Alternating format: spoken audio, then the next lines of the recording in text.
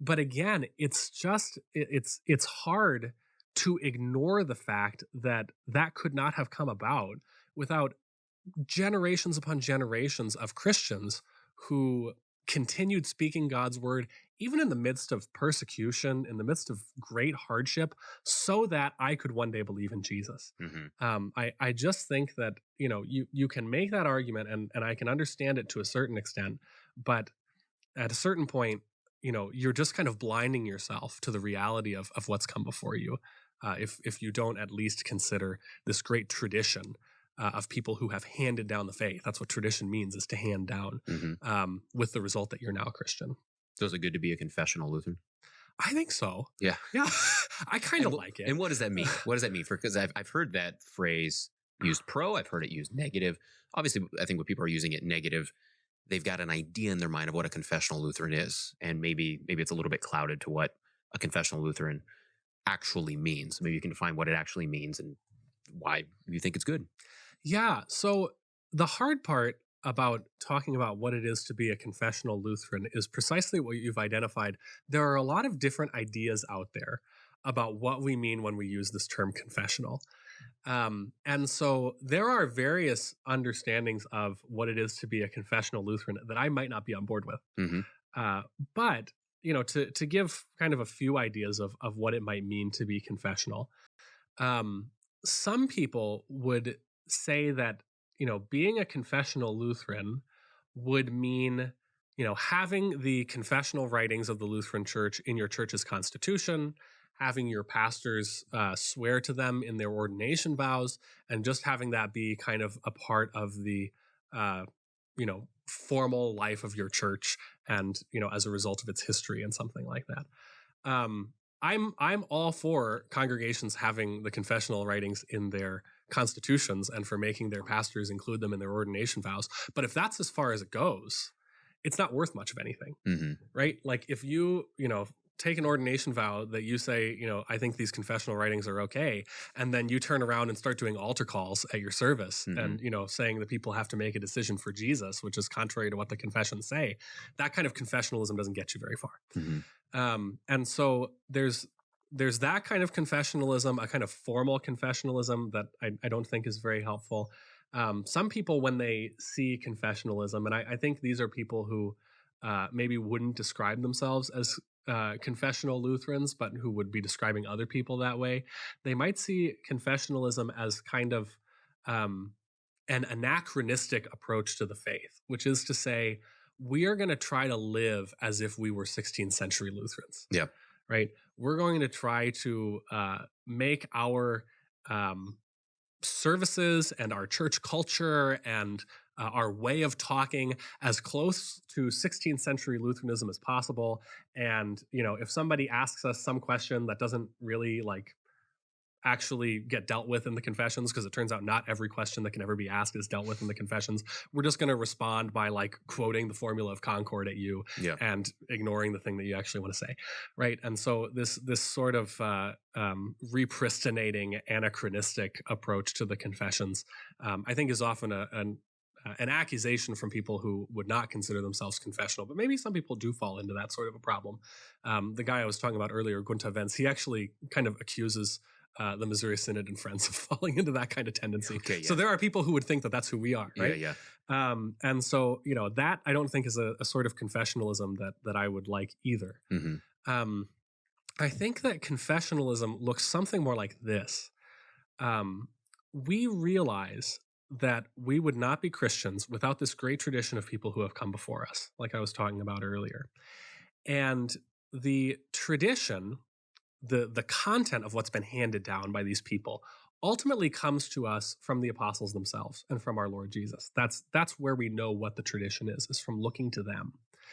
And so over the course of time, the church has had to sort out what properly belongs to that tradition and what doesn't, right? So Arius shows up, I think he was a deacon. He might have been a priest in the Egyptian church in the 3rd and 4th centuries, running around and saying that Jesus, the Son of God, is not God of God, light of light, very God of very God. He is a creation of the Father. He is the first and greatest creation of the Father. He's pretty cool, but he's not God in the same way that God is God, because there are all kinds of Trinitarian problems that he thinks arise if you say something like that. So Arius shows up, and all of a sudden the church has to figure out, well, how are we going to talk about Jesus? Right? How are we going to talk about the Son of God? And eventually they come to say, well, the way we're going to talk about it is we're going to say he is of one substance with the Father, which is to say, in the same way that God the Father is God, God the Son is God.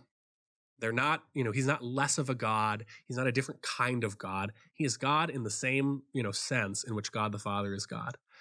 So we say of one substance. Now, is that formulation totally free from problems? No. There are all sorts of issues that you could take with saying that he's of one substance with the Father. One of them would be to say, we don't talk like that anymore. Mm-hmm. Right? We don't talk about substance that much in our day-to-day conversations anymore. Yep. Maybe we're still kind of Aristotelians. That concept comes from Aristotle, the distinction between a substance and an accident. That's what they're kind of dealing with. We don't talk that way anymore. Our scientific method that we've developed since then doesn't really deal with that. And so you can say, I don't really care for this of one substance thing because I don't talk that way anymore.